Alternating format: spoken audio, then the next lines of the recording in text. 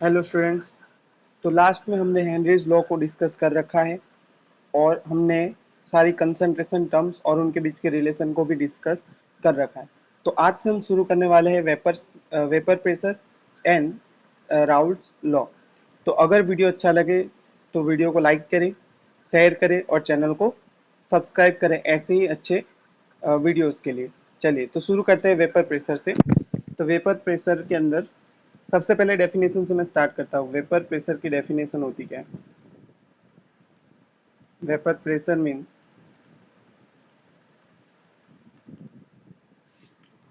at a constant temperature,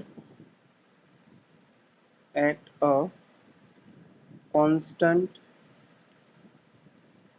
temperature,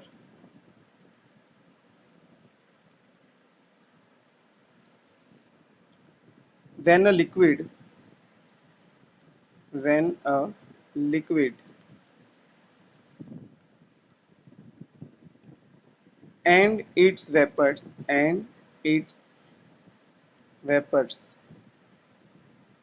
vapors are in equilibrium are in equilibrium, then the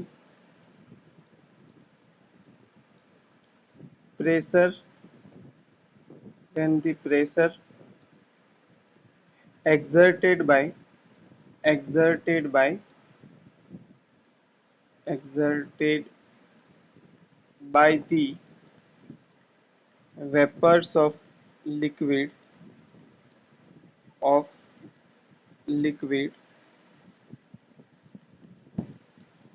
on the surface of liquid on the surface of liquid is called vapor pressure is called vapor pressure। चलिए समझते हैं कहना क्या चाह रही है definition. तो देखिए ये कह रही है कि किसी एक कांस्टेंट टेम्परेचर पर जब लिक्विड और उसकी वेपर एक दूसरे के साथ इक्विलिब्रियम में हो तब तब वेपर के द्वारा खुद के ही लिक्विड की सरफेस पर लगने वाले प्रेशर को वेपर प्रेशर कहते हैं। सर समझ में नहीं आ रहा तो समझिए, एकदम बेसिक से स्टार्ट कर रहा हूँ। चलिए सबसे पहले समझते हैं वेपर यानी कि क्या होता है। Vapours means it's a gaseous form of it's a gaseous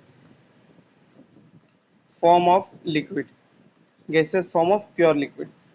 vapour क्या कहलाती है? तो वेपर किसी भी प्योर लिक्विड का गैसियस फॉर्म ही क्या कहलाता है? वेपर। क्या कहलाता है? Vapour.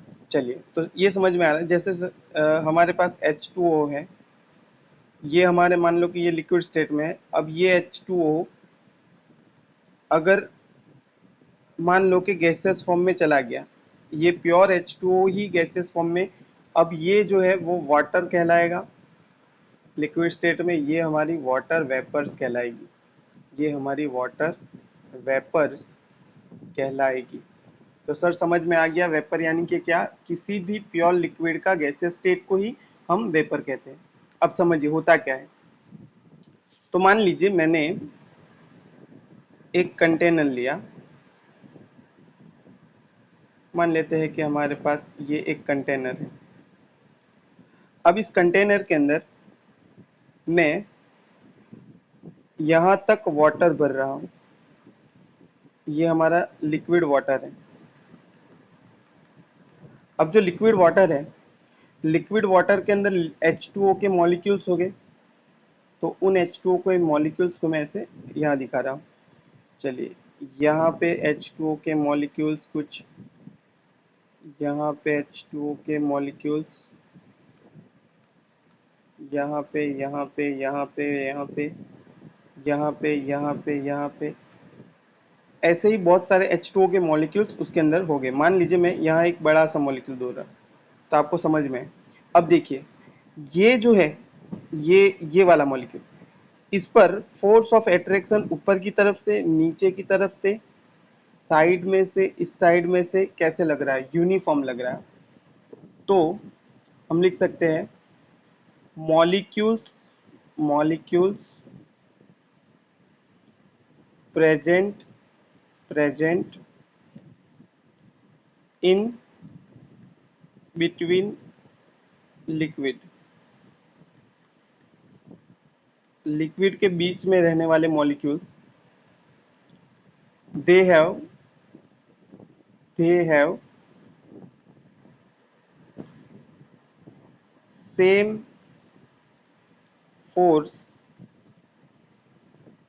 From all direction, from all direction. एकदम बेसिक से पढ़ा रहा हूँ, सुनिएगा। बीच के वाले मॉलिक्यूल्स पे जो फोर्स लग रहा है वो चारों दिशाओं से कैसा लग रहा है? सेम लग रहा है। तो इसी वास्ते, इसीलिए जो मॉलिक्यूल है उसके पास इट हैज लो एनर्जी। तो उसके पास एनर्जी कैसी रहेगी? लो रहेगी। और अगर एनर्जी लो रहेगी तो it have it it has high stability, high stability. यानी कि बीच का जो मॉलिक्यूल है वो स्टेबल है। अब देखिए, जो सरफेस का मॉलिक्यूल है उस पे फोर्स ऑफ डायरेक्शन नीचे की तरफ है, साइड में से भी लग रहा है, इस साइड में भी लग रहा है, पर ऊपर कोई भी फोर्स ऑफ डायरेक्शन है नहीं। यानी कि molecules present on the surface, present on the surface, जो सरफेस पर मॉलिक्यूल है, तो they do not have they don't have uniform force, uniform force. अब उसके ऊपर यूनिफॉर्म फोर्स नहीं है, मतलब कि it has high energy, it has high energy, high energy. क्योंकि फोर्स ऑफ अट्रैक्शन क्या करता है? फोर्स ऑफ अट्रैक्शन एनर्जी को लो कर देता है। तो यहाँ पे क्योंकि फोर्स ऑफ अट्रैक्शन ऊपर की डायरेक्शन में नहीं है, इसीलिए इसकी एनर्जी क्या होगी? हाई। और इट हैज लो स्टेबिलिटी, तो उसके पास स्टेबिलिटी क्या रहेगी? लो रहेगी। तो अब क्या होगा? तो अब किसी भी टी टेम्परेचर पर, at any temperature, any temperature, let's say T temperature, surface molecules, surface molecules have a high tendency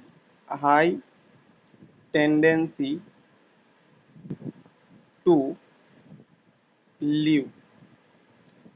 अब जो सरफेस के मॉलिक्यूल है वो स्टेबल नहीं है, इसीलिए किसी भी टेम्परेचर पर उनके पास, हाई टेम्परेचर पर तो होगी ही इतनी एनर्जी कि वो निकल के आ सके, पर किसी भी टेम्परेचर पर उनके पास इतनी टेंडेंसी है कि वो ये स्टेट छोड़कर ऊपर चला है। चलिए, तो अगर ऐसा हुआ तो हमारा जो मॉलिक्यूल, जो सरफेस के मॉलिक्यूल्स है वो उड़कर कहाँ जमा होंगे? तो यहाँ पर जमा होंगे। अब देखिए, ये जो लिक्विड है प्योर लिक्विड, अब प्योर लिक्विड का ही गैसेस फॉर्म आ गया। यानी कि मैंने पानी भरा था, पानी हमारा H2O भरा था। अब यही क्या हुआ? तो यही हमारा बन गया क्या? यही बन गया H2O गैस। अब देखिएगा, अब ये H2O गैस तो बन गया, पर प्रॉब्लम क्या है? अब जो ऊपर चले गए, अब जो ऊपर गए इस प्रोसेस को बोलेंगे इवापोरेशन। इवापोरेशन लिख देता हूं, इवापोरेशन।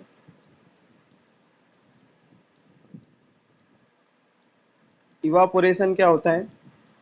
तो liquid liquid changes changes into gas without reaching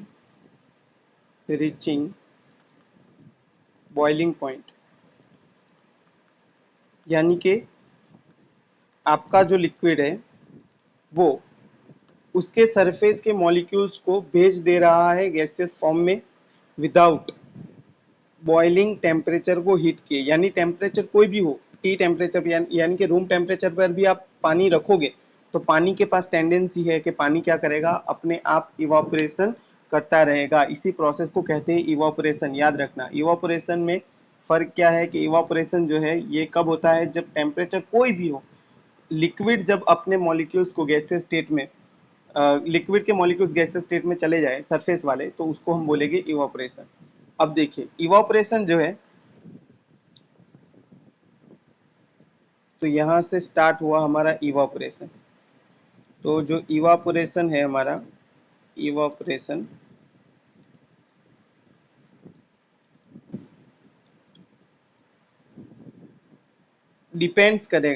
depends upon IMF। इसको कहा जाएगा इंटर मॉलिक्यूलर फोर्सेस, यानी force present between molecules. And temperature temperature तो आपने कांस्टेंट मान लिया। तो ये किस पर डिपेंड करेगा, तो डिपेंड करेगा inter molecular force and temperature. अब देखिए ये लोग ऊपर चले गए। अब ऊपर जाने के बाद क्या होगा, तो ये लोग जब गैसियस स्टेट में गए तो जैसे ही ऊपर जाएंगे तो अपनी काइनेटिक एनर्जी लॉस करेंगे। काइनेटिक एनर्जी जैसे ही लॉस करेंगे तो ये वापिस से नीचे आना स्टार्ट करेंगे। यानी कि पहले ये लोग गए ऊपर गैसियस फॉर्म में, अब वहां से आ रहे हैं ये लोग वापिस नीचे, यानी कि वहां से ये लोग वापिस नीचे लौट रहे हैं।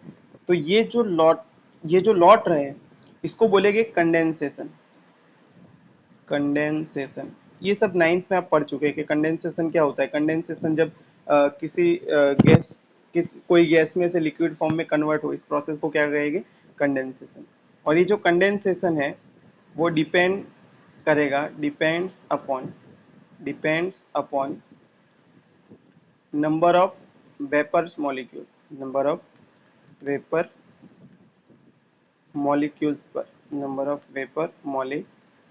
पर। तो ये डिपेंड करेगा नंबर ऑफ वेपर मॉलिक्यूल्स पर।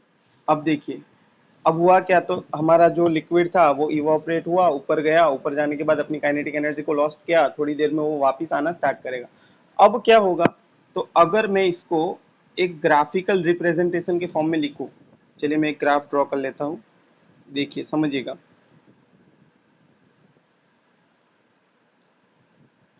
तो मैं एक ग्राफ प्लॉट करता हूं, रेट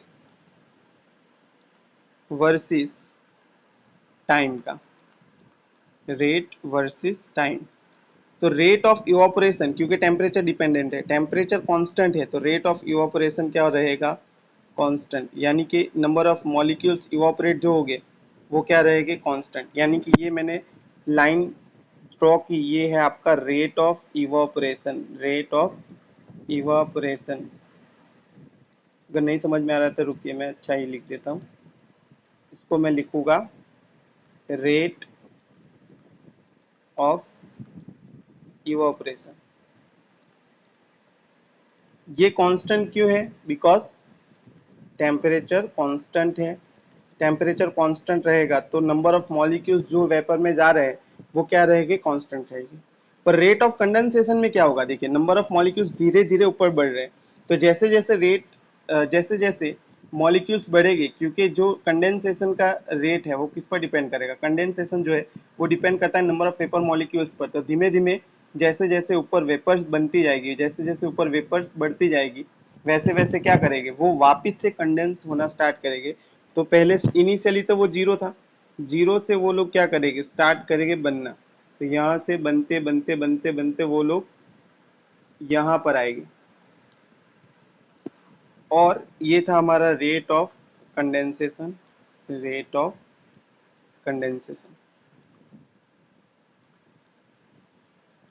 और यहाँ जहाँ पर आपका रेट ऑफ इवोपरेशन और रेट ऑफ कंडेंसेशन दोनों इक्वल हो गए, दोनों इक्वल हो गए, यानी कि यहाँ आ गया एक इक्विलिब्रियम, यानी कि जो हमारा H2O था, H2O जो मेरा था, जो लिक्विड से वेपर फॉर्म में जा रहा था, वो वापिस लिक्विड फॉर्म में आना स्टार्ट किया और दोनों का रेट हो गया इक्वल, दोनों का रेट हो गया इक्वल, यानी कि ये आ गया फिजिकल इक्विलिब्रिया, ये आ गया एक फिजिकल इक्विलिब्रिया, फिजिकल इक्विलिब्रिया।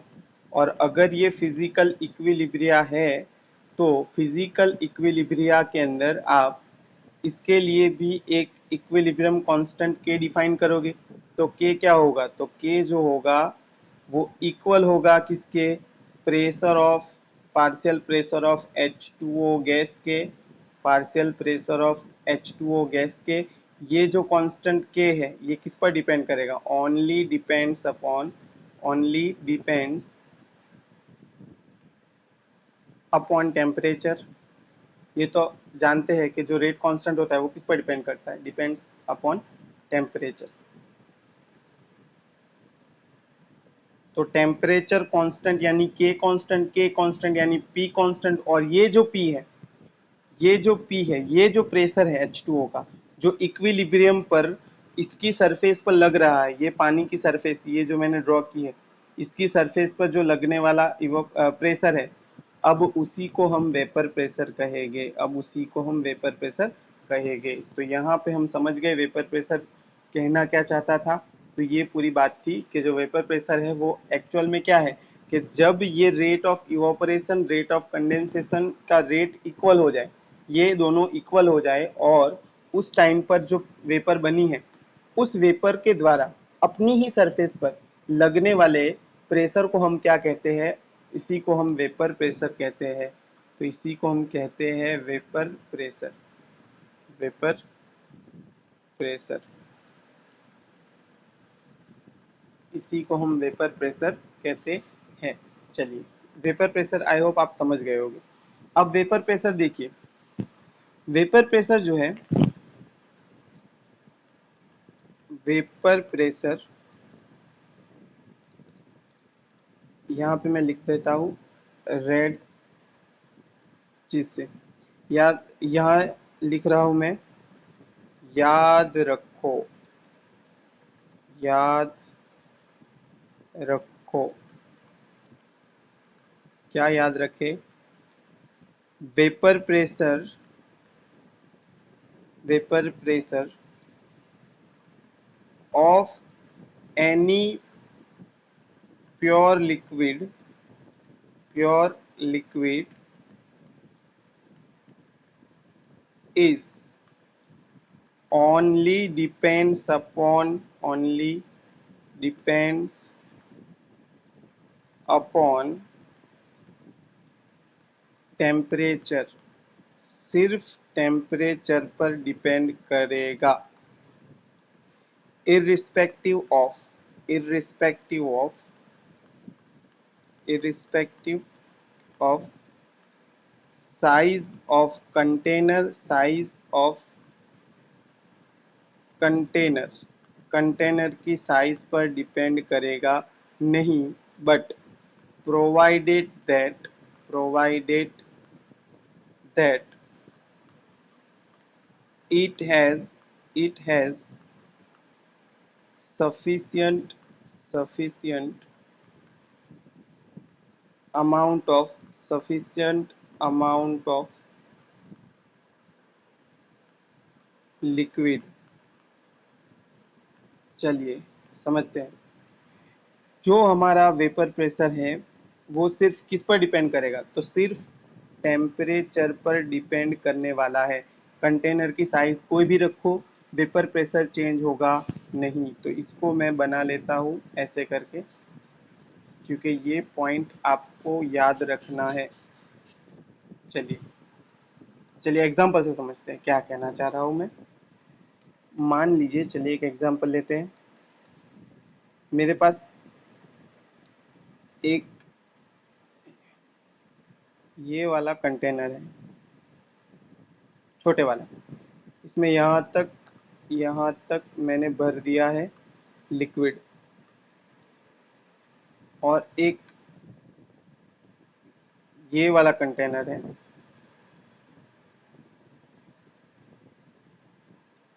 जिसमें मैंने यहाँ तक भर दिया है लिक्विड। अगर आपको टेम्परेचर सेम दे दिया है, टेम्परेचर इज सेम, अगर आपको बोला जाए टेम्परेचर सेम है, तो ये कंटेनर 1, कंटेनर 2, इन दोनों का वेपर प्रेशर बढ़ाओ, बताओ। तो आप बोलोगे कि सर ये कंटेनर ज़्यादा बड़ा है तो इसके अंदर ज़्यादा वेपर्स बनेगी, ज़्यादा वेपर्स बनेगी, यानी कि इन दोनों का, इन दोनों के अंदर आप देखते ही बता दोगे कि सर ये वाले की vapour pressure of container 2, vapour pressure of container 2 ज़्यादा आएगा वेपर प्रेशर कंटेनर 1 से। अगर ये कर दिया तो जूते पड़ने वाले हैं आपको, क्योंकि ये गलत है। क्यों गलत है? क्योंकि क्योंकि ऊपर मैंने बताया कि रेट ऑफ इवापोरेशन कांस्टेंट था। याद करिए, रेट ऑफ इवापोरेशन ऊपर कांस्टेंट था। ये ग्राफ सिर्फ दिखाने के लिए नहीं ड्रॉ किया मैंने, ये समझने के लिए है। रेट ऑफ इवापोरेशन क्या है? कांस्टेंट। अगर रेट ऑफ इवापोरेशन कांस्टेंट रहेगा तो यहाँ से उड़ने वाले और यहाँ से उड़ने वाले, टेम्परेचर कांस्टेंट रहने की वजह से मॉलिक्यूल्स जो उड़ रहे हैं वो क्या हो गए? इक्वल हो गए। और अगर ये इक्वल हो गए तो कंडेंसेशन का रेट भी क्या होगा? इक्वल, यानी इक्विलिब्रियम जो आएगा वो सेम जगह पे आएगा, यानी कि वेपर प्रेशर जो है वो क्या रहेगा? कांस्टेंट रहेगा। तो vapour pressure of 1, vapour pressure vapour pressure of first container equal to vapour pressure of second container.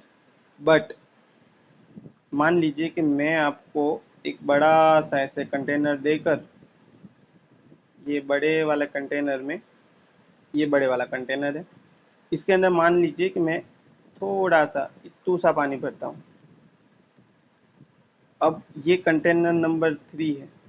अब अगर आपको पूछ लिया जाए बताइए वेपर प्रेशर क्या होगा, तो देखिए दिमाग लगाइए, यहाँ पे इतना लिक्विड है ही नहीं कि ऊपर जब उड़ जाएगा पूरा का पूरा तो नीचे कंटेनर के साथ जो लिक्विड है उसकी सरफेस पर लगने वाला प्रेशर तो होना चाहिए। सरफेस ही रहेगी नहीं। अगर ये सरफेस ही नहीं रहेगी तो प्रेशर कहाँ लगेगा? प्रेशर कहाँ लगेगा? तो सरफेस ही नहीं होगी तो प्रेशर आएगा ही नहीं। यानी कि इस केस में अगर पूछ लिया जाए तो यस, इस केस में जो वेपर प्रेशर होगा वो क्या होगा? वेपर प्रेशर इन दोनों से कम आएगा, क्योंकि सफिशिएंट अमाउंट ऑफ लिक्विड है ही नहीं। यही बात तो यहाँ पे लिखी है, याद रखो वाले पॉइंट में। चलिए अब नेक्स्ट टॉपिक पर जाते हैं। फैक्टर्स अफेक्टिंग, नंबर 1 पॉइंट ही पढ़ लेते हैं। फैक्टर्स अफेक्टिंग, फैक्टर्स अफेक्टिंग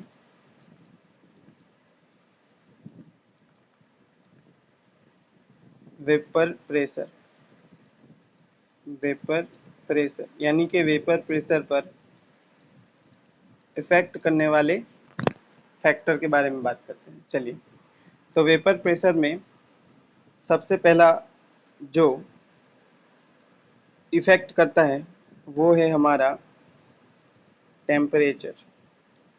अभी ही बात कर चुके हैं टेम्परेचर। टेम्परेचर सर कैसे इफेक्ट करता है?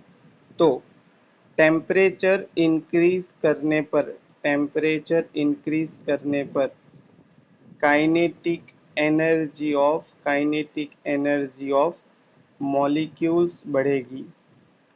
काइनेटिक एनर्जी ऑफ मॉलिक्यूल्स बढ़ जाएगी। काइनेटिक एनर्जी ऑफ मॉलिक्यूल्स बढ़ जाएगी तो इंटर मॉलिक्यूलर फोर्सेस वीक होएगी, become weaker. Intermolecular forces weak बनेंगे। इंटर मॉलिक्यूलर फोर्सेस वीक बनेंगे तो ज़्यादा इवोपरेशन होगी, ज़्यादा इवोपरेशन होगी, ज़्यादा इवोपरेशन होगी। यानी कि ज़्यादा इवोपरेशन होगी तो वेपर प्रेशर ऑफ लिक्विड भी ज़्यादा रहेगा। वेपर प्रेशर ऑफ लिक्विड भी क्या रहेगा? ज़्यादा रहेगा।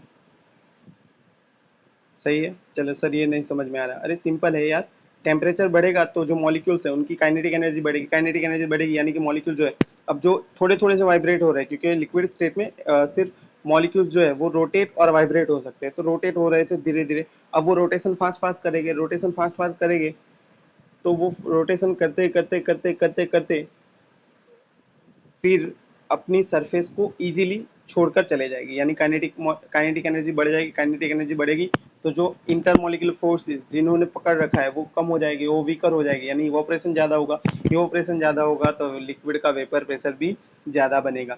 नहीं समझ आ रहा तो याद करिए, क्योंकि ये वेपर प्रेशर वो प्रेशर है जो इक्विलिब्रियम पे आएगा, और इक्विलिब्रियम के लिए हमारे पास हमारे पास एक इक्वेशन था फॉर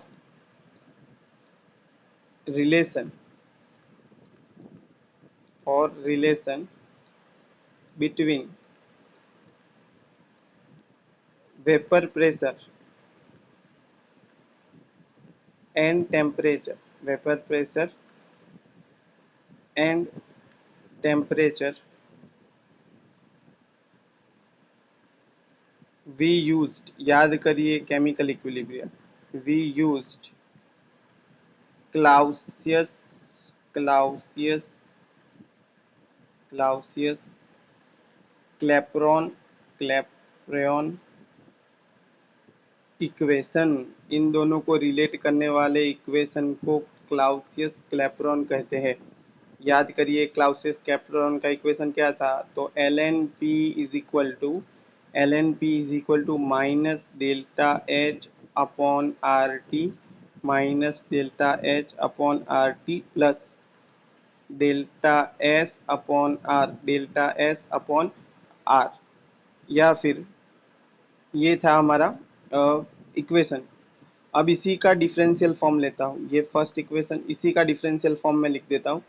तो डिफरेंशियल फॉर्म इसका क्या था, तो D upon D T temperature के रिस्पेक्ट में डिफरेंशिएशन, एल एन पी किसके इक्वल था, तो अगर टेम्परेचर के रिस्पेक्ट में अगर डिफरेंशिएट करता हो तो ये वाली टर्म तो गायब हो जाएगी, क्योंकि ये टेम्परेचर पर डिपेंड ही नहीं करती, तो ये हो जाएगी माइनस, और ये टेम्परेचर पर डिपेंडेंट टर्म है तो minus delta H upon R constant है, बाहर निकाल लो, वन अपॉन टी का डिफरेंशिएशन क्या होगा, तो टी माइनस वन में माइनस वन ऐड कर दो, यानी कि ये हो जाएगा टी स्क्वायर, यानी डेल्टा एच अपॉन में आर टी स्क्वायर।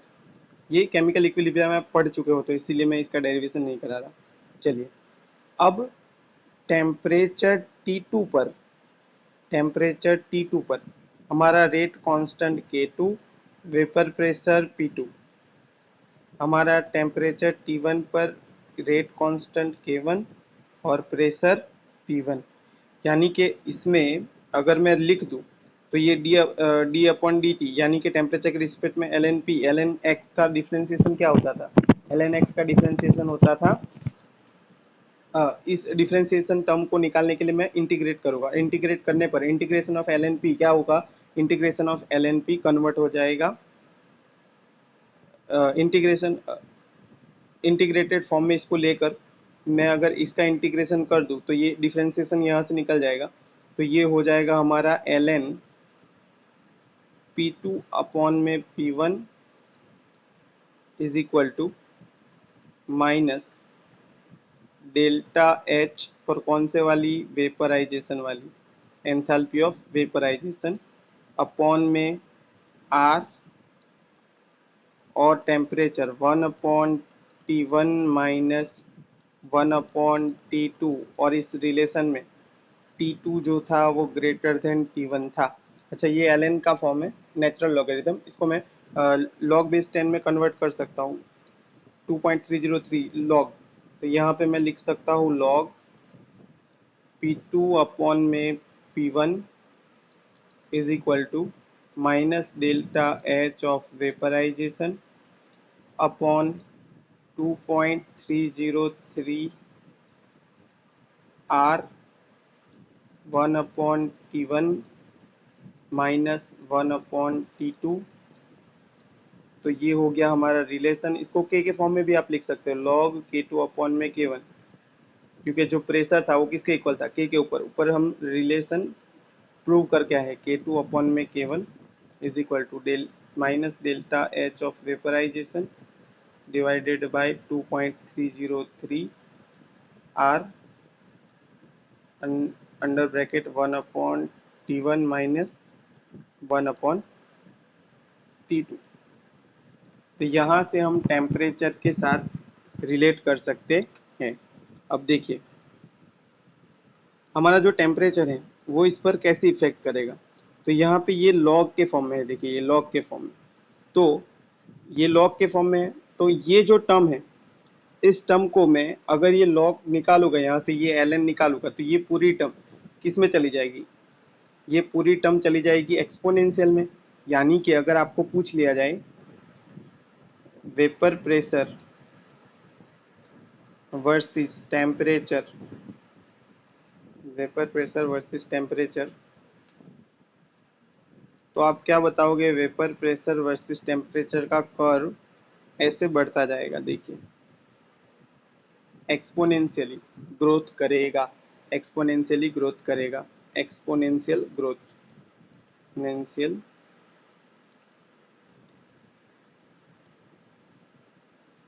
क्यों एक्सपोनेंशियल ग्रोथ करेगा, नहीं समझ में आया तो यहाँ देखिए ln P2 अपॉन में P1 is equal to minus of delta H of vaporisation upon में R। अब मान लेता हूँ मैं सिर्फ कोई एक टेम्परेचर है, चलिए इसको मैं एक प्रेशर और एक टेम्परेचर की टर्म में सब्स्टिट्यूट कर देता हूँ। तो ये था हमारा, याद करिए क्या था, ये था ln P is equal to minus delta H of vaporisation upon में RT, सही है। तो इसको एक्सपोनेंशियल टर्म में चढ़ाता हूँ तो ये हो गया हमारा, वो जो कांस्टेंट था K, प्लस में K कांस्टेंट रहेगा, डेल्टा S प्लस में C कांस्टेंट रहेगा, डेल्टा S अपॉन R वाला। तो ये हो गया ln P, ये हो गया हमारा ln P। तो ये इस तरफ जाएगा तो P is equal to exponential of minus delta H of vaporisation upon में RT प्लस C। और ये जो टेम्परेचर है ये बढ़ने पर, क्योंकि माइनस की साइन लगी है, डिवाइड में टेम्परेचर है, बढ़ेगा तो ये ओवरऑल वैल्यू क्या करेगी, डिक्रीज करेगी, पर आगे माइनस साइन लगने की वजह से ये वैल्यू क्या करेगी, इंक्रीज करेगी। यानी कि pressure, vapour pressure versus temperature का ग्राफ कुछ इस तरह से एक्सपोनेंशियली इंक्रीज करेगा। चलिए आगे बढ़ते हैं, ये हो गया फर्स्ट फैक्टर। सेकंड फैक्टर की ओर बढ़ते हैं। सेकंड फैक्टर है हमारा intermolecular force, intermolecular force IMF। इसका फुल फॉर्म भी लिख देता हूँ, कुछ बच्चों को तो समझ ही नहीं आया होगा क्या लिख रहा है sir. Intermolecular force, intermolecular force, molecule molecules के बीच में लगने वाला फोर्स। तो इंटरमोलिकुलर फोर्सेस बढ़ेंगे, इंटरमोलिकुलर फोर्सेस बढ़ेंगे तो IMF इंक्रीजेस, IMF इंक्रीजेस तो वेपराइजेशन यानी कि evaporation decreases, evaporation, evaporation decreases, evaporation decreases यानी कि हमारा vapour pressure decreases, vapour pressure decreases. चलिए एक और चीज़, इसको टेम्परेचर के साथ भी रिलेट कर सकते हैं, पर बॉइलिंग पॉइंट का भी मैं डेफिनेशन ठीक है दे ही देता हूँ। चलिए boiling point, boiling point, boiling point क्या होता है, बॉइलिंग पॉइंट जो है temperature at which, eight which vapour pressure, vapour pressure become equal to, become equal to external pressure, external pressure. अच्छा देखिए ये वेपर प्रेशर वाला जो है बॉइलिंग पॉइंट जो है वो आगे हम डिटेल में डिस्कस करने वाले हैं, पर फिर भी बता दे रहा हूँ कि आपने अभी पढ़ा क्या कि वेपर प्रेशर बन रही है किसी भी टेम्परेचर कांस्टेंट T पर, वेपर प्रेशर क्या रहेगी, constant, evaporation, rate of evaporation constant. पर मान लीजिए मान लीजिए मैं टेम्परेचर बदल रहा हूँ, टेम्परेचर बदलता गया तो वेपर बनती गई। जैसे जैसे टेम्परेचर बड़ा होगा वेपर बढ़ेगी, क्योंकि एक्सपोनेंशियली इंक्रीज वाला ग्राफ अभी मैंने ड्रॉ किया। टेम्परेचर बढ़ेगा वेपर बढ़ेगी, टेम्परेचर बढ़ेगा वेपर बढ़ेगा। अब एक वक्त ऐसा आ गया कि जो ऊपर का प्रेशर यानी कि 1 एटमोस्फियरिक प्रेशर जो हमारे सर पर लग रहा है, लिक्विड के सर पर भी लगेगा। सही है। तो हमारे जो सर पर एक एटमोस्फेरिक प्रेशर लग रहा है वो लिक्विड के सर पर भी लग रहा है, तो वो जो वेपर जो एक्सटर्नल प्रेशर हो गया हमारा 1 atm, तो वो जो नीचे से टेम्परेचर बढ़ाते जाओगे अचानक जो इसका वेपर प्रेशर है वो एक्सटर्नल प्रेशर के इक्वल हो गया। अब वो जो एक्सटर्नल प्रेशर के इक्वल हो गया उसी टेम्परेचर को हम बोलेंगे बॉइलिंग पॉइंट।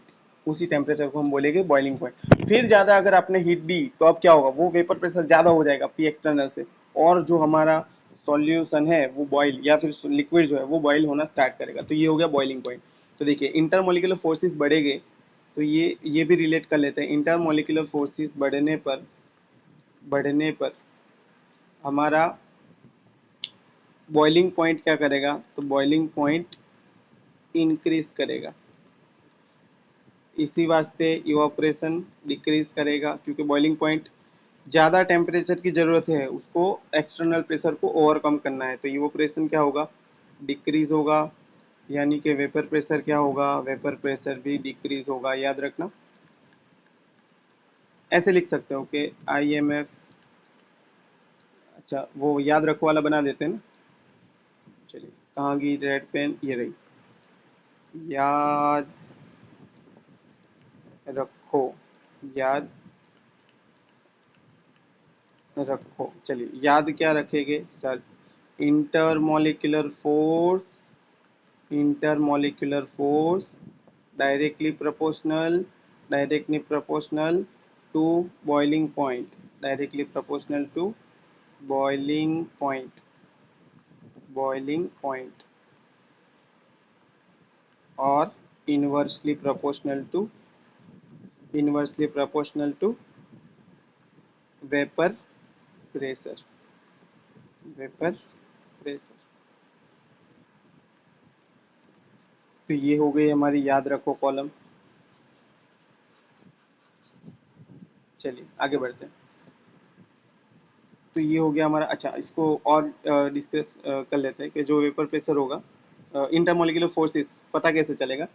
मान लीजिए कि इंटरमोलिकुलर फोर्सेस को हम समझते हैं, तो सबसे स्ट्रॉन्गेस्ट इंटरमोलिकुलर फोर्स हम जो कंसिडर करते हैं वो आयनिक फोर्सेस। सबसे strongest intermolecular force, order of strength of IMF। सही है, IMF, order of strength of IMF। चलिए समझिए, आयोनिक फोर्स इज सबसे स्ट्रॉन्गेस्ट फोर्स है। आयोनिक फोर्स सबसे स्ट्रॉन्गेस्ट फोर्स है। सॉल्यूशन में आयनिक फोर्स है तो सबसे स्ट्रॉन्गेस्ट, जैसे Na+ एंड Cl- के बीच में लगने वाला फोर्स। फिर आएगा हमारा आयन डाइपोल फोर्स, फिर आएगा हमारा आयन डाइपोल फोर्स, यानी कि एक हमारा आयन, जैसे मान लीजिए लिथियम प्लस, और हमारा दूसरा डाइपोल जैसे मान लीजिए H2O। H2O डाइपोल होता है, एक पर पार्शियल ऑक्सीजन पर पार्शियल नेगेटिव, हाइड्रोजन पर पार्शियल पॉजिटिव। तो इन दोनों के बीच में लगने वाला फोर्स आयन डाइपोल, ये फिर स्ट्रॉन्गर होता है। इससे इसके बाद आता है स्ट्रेंथ में हाइड्रोजन बॉन्ड, हाइड्रोजन बॉन्ड जो, जैसे मान लीजिए हाइड्रोजन बॉन्ड कहाँ प्रेजेंट हो, सबसे स्ट्रॉन्गेस्ट हाइड्रोजन बॉन्डिंग का एग्जांपल ले लेते हैं। ये हो गया HF, स्ट्रॉन्गेस्ट हाइड्रोजन बॉन्ड। सही। तो आयनिक फोर्स सबसे ज्यादा, अगर आयनिक फोर्स दिखी तो स्ट्रेंथ ऑफ इंटरमोलिकुलर फोर्स सबसे ज्यादा, फिर आयनिक डाइपोल, फिर हाइड्रोजन बॉन्ड, देन उसके बाद आता है हमारा डाइपोल, डाइपोल, फिर आता है हमारा डाइपोल, डाइपोल से जैसे अ, मान लेते हैं कि हमारा H2O होगी, H2O तो हाइड्रोजन बॉन्डिंग है। डाइपोल वाला एग्जांपल याद करते हैं, जैसे हो गया हमारा एसीटोन ले लेते हैं, C double bond O, CH3, ये डेल्टा नेगेटिव, ये डेल्टा नेगेटिव, ये डेल्टा पॉजिटिव, और दूसरा आ गया मान लीजिए कि ये हमारे पास कार्बन वाला, ये डबल बॉन्ड हो, ये CH3 ग्रुप इस तरफ, एक CH3 ग्रुप इस तरफ, ये डेल्टा नेगेटिव, ये डेल्टा पॉजिटिव, ये पॉजिटिव ये नेगेटिव को अट्रैक्ट करेगा, ये नेगेटिव इस पॉजिटिव को अट्रैक्ट करेगा। इस वाले को बोलेगा dipole, dipole force hydrogen bond के बाद ये कंसिडर करना है। फिर आएगा dipole induced dipole, dipole induced dipole. चलिए डाइपोल इंड्यूस्ड डाइपोल में बेस्ट एग्जांपल हम ले सकते हैं, जैसे हमारा हो गया Br2, Br ये नॉन पोलर है क्योंकि जो इलेक्ट्रॉन डेंसिटी का डिस्ट्रीब्यूशन है वो इवन है, और बाजू में ला दिया मैंने जैसे ये H,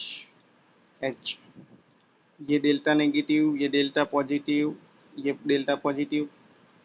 अब ये क्या करेगा, ये इस पर एक इंड्यूस चार्ज जनरेट करेगा, ये डेल्टा नेगेटिव आया तो इस पर डेल्टा पॉजिटिव आएगा, इस पर डेल्टा नेगेटिव आएगा, तो इन दोनों के बीच का अट्रैक्शन, इसको बोलेंगे डाइपोल इंड्यूस डाइपोल। और लास्ट में आता है वांडरवाल्स फोर्स, वांडरवाल्स फोर्स। वांडरवाल फोर्स हम क्या देखेंगे, तो वांडरवाल फोर्स के अंदर हम देखेंगे molecular weight of substance, molecular weight. अच्छा, इसमें ऑर्गेनिक अगर सब्सटेंस है तो ऑर्गेनिक सब्सटेंस के अंदर एक एक्स्ट्रा पॉइंट पढ़ ही देते, याद रखो करके, याद रखो। तो हमारा जो वांडरवाल्स फोर्स है उसके अंदर हम अगर ऑर्गेनिक मॉलिक्यूल कंसिडर करें तो बॉइलिंग पॉइंट जो होता है वो डायरेक्टली प्रोपोर्शनल होता है surface area of linear organic compound, linear organic compound, यानी कि जैसे जैसे सरफेस एरिया बढ़ता जाएगा वैसे वैसे बॉइलिंग पॉइंट इंक्रीज करेगा, और जो बॉइलिंग पॉइंट होता है वो इन्वर्सली प्रोपोर्शनल होता है ब्रांचिंग के। ये आप ऑर्गेनिक में पढ़ते हो, पर ये तो क्या वांडरवाल्स फोर्सेस के अंदर मुझे याद आ गया तो हम लिख लेते हैं। चलिए, तो ये हो गया हमारा, याद रखो कॉलम हमारी। चलिए, ये हो गया हमारा पूरा, क्या बोलते हैं इसको, फैक्टर, सेकंड फैक्टर। चलिए एग्जांपल से समझ लेते हैं कुछ। जैसे अगर आपको बोल दिया जाए कि H2O और बोला जाए CH क्लोरोफॉर्म, Cl,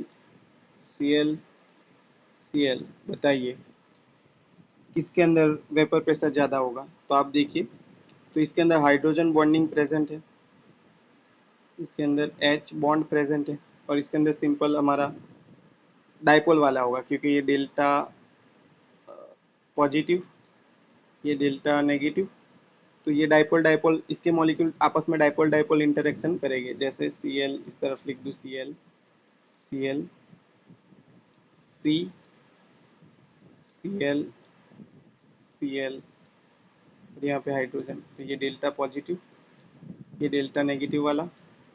तो ये आपस में कौन सा इंटरेक्शन करोगे, तो डाइपोल डाइपोल वाला इंटरेक्शन कर रहे होगे, तो हाइड्रोजन बॉन्डिंग, और इसके पास है डाइपोल इंटरेक्शन, डाइपोल डाइपोल। अब ऑर्डर ऑफ स्ट्रेंथ क्या पड़े, तो सर ये रहा ऑर्डर ऑफ स्ट्रेंथ आपके सामने। हाइड्रोजन बॉन्डिंग की स्ट्रेंथ ज़्यादा होती है डाइपोल डाइपोल वाले से, यानी कि अगर हाइड्रोजन बॉन्डिंग की स्ट्रेंथ ज़्यादा तो स्ट्रेंथ ऑफ बॉन्ड